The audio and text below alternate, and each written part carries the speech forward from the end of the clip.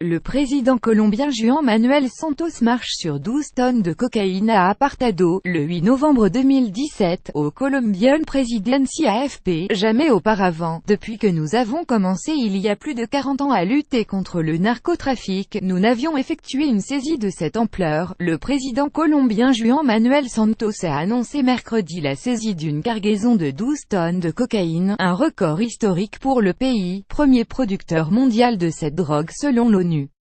D'une valeur estimée à environ 360 millions de dollars, et la cargaison appartenait au clan del Golfo, la principale bande criminelle du pays, qui se consacre au trafic de drogue. Il a été saisi dans une zone de production de bananes du département d'Antioquia Nord-Ouest.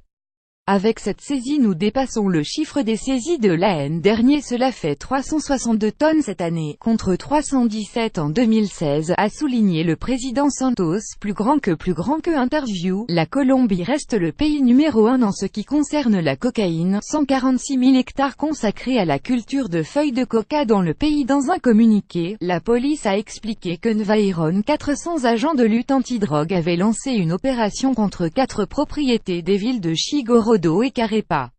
La drogue s'y trouvait cachée sous terre. La cocaïne appartenait au chef du clan del Golfo, Dairo Antonio Usuga, alias Otoniel, qui est actuellement l'homme le plus recherché en Colombie.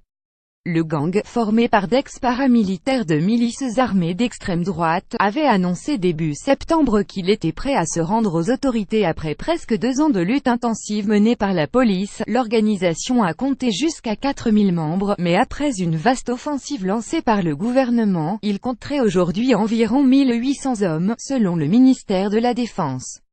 Avec 146 000 hectares consacrés à la culture de feuilles de coca, ingrédient de base de la cocaïne, la Colombie était en 2016 le principal producteur et exportateur de cocaïne dans le monde, selon l'ONU.